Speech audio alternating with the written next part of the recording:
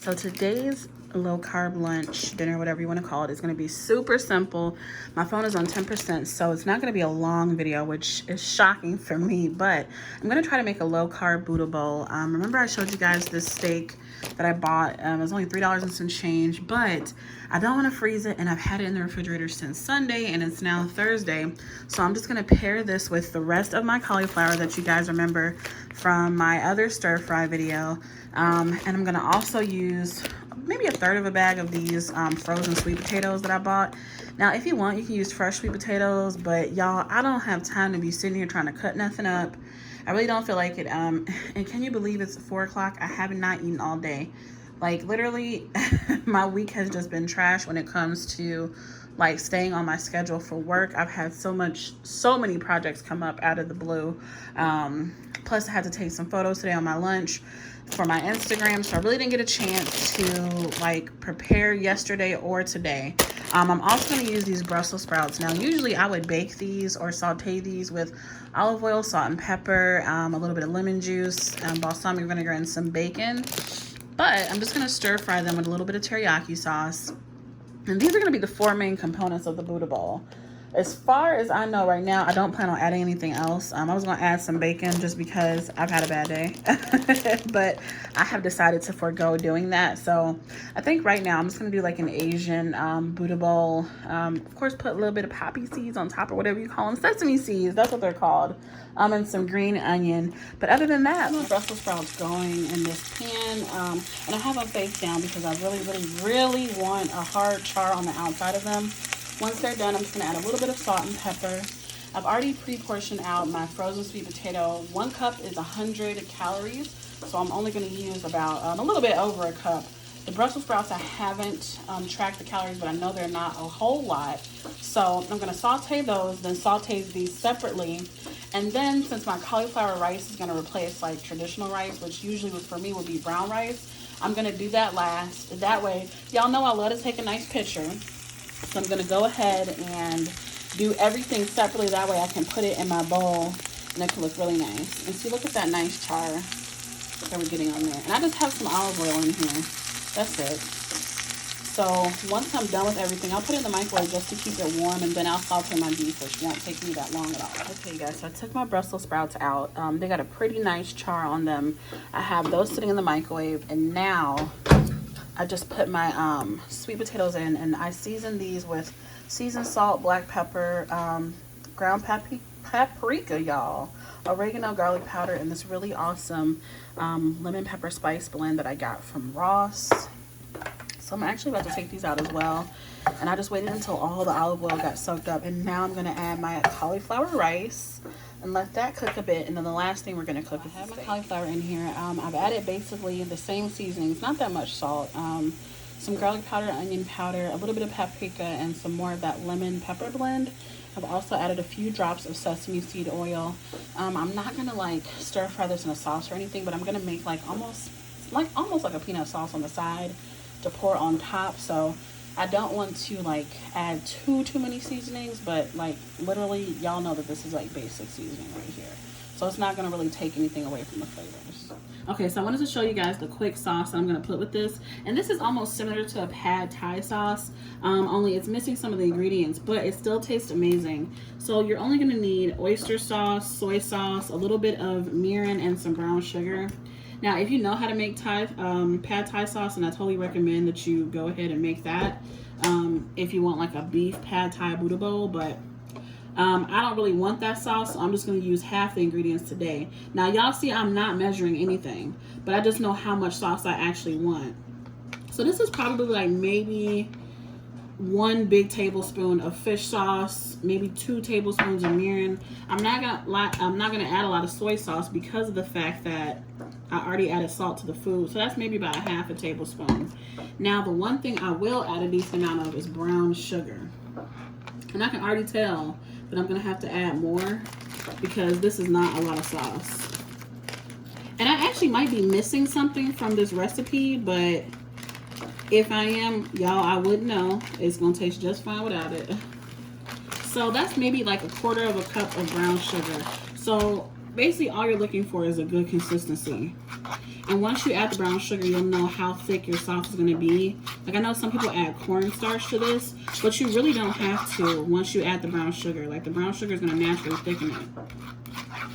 So you just want to stir this until your brown sugar is completely dissolved.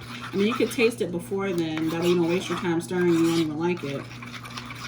And how sweet or how savory you want it to be is really up to you. Fish sauce doesn't taste, well, this is actually oyster sauce. Oyster sauce doesn't taste extremely fishy to me. It just tastes like really savory. So if you like savory Thai dishes, then you're gonna love this. Let me see what it tastes like. It's good. It tastes a little sweet, a little savory. I just want a little bit more sauce. So if you want more sauce, but you don't want more salt, I would not add more soy sauce. Even the oyster sauce itself has sodium in it. So I would just go between these three ingredients. Now, you can add peanut butter to this if you want to, which I don't think I'm going to add any peanut butter.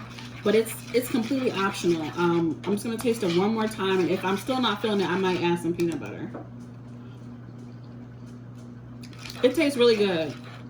I think it's just missing a bite. Like, you know how you have something that's savory and sweet, but you're looking for a tartness? I'm going to add a little bit of peanut butter to this, and then maybe just a squeeze or two of lime juice. So, I know that I said that I was going to add some lime juice, but I decided I'm not going to do that anymore because I'm going to squeeze some lime on top. Now, I am going to go in with some fish sauce because I do feel like the sauce is not savory enough for me. So, now this, again, also doesn't taste fishy. It just tastes really like you ever heard of umami before? Where it's like all those like flavors at one time. That's kind of how this tastes. So, I'm going to add only like 3 or 4 drops of this. And I am going to add some peanut butter in. Now, in the off chance that you have a peanut allergy, again, you don't have to add peanut butter. Or let's say that you don't want to add a sauce in general. In that case, what I would do so that you could still get like all those different flavors in the dish, what I was originally going to do was use some agave syrup and marinate my beef in that along with the normal seasonings I was going to use.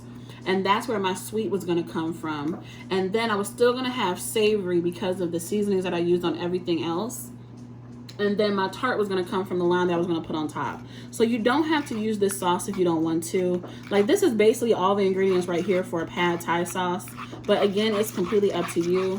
I just personally didn't want to like have a saucy sauce that I cook the food in. So I'd rather just make the sauce on the side. That way I can control what I want it to taste like without actually affecting the food. So it's optional if you want to do this or not. But I'm just going to stir this up and set it to the side. And then once everything is done cooking, I'll just pour it over the top. So my cauliflower is finally done. Praise the Lord, y'all. Again, I let it sit in here just long enough to kind of soak up all that olive oil and get a little bit of like a little char on the bottom of it. Like, I don't like when all my food is mushy, you know. Even though the potatoes and the Brussels sprouts are not going to be mushy, I still try to cook them enough to get like that bite out of them. So I want this to resemble rice as closely as possible, but still have a little crunch. So it's soft, but a little bit of char. So now all I'm going to do is get my steak cooked, and then y'all, we will finally be done so I can eat him. I have my steak in. I season this with onion powder, garlic powder, a little bit of that paprika, just a very small amount of seasoned salt, and a little bit of cracked black pepper. And I put a little bit of olive oil in the pan, like I've been doing for everything else. Now all I'm gonna do is let this get like charred.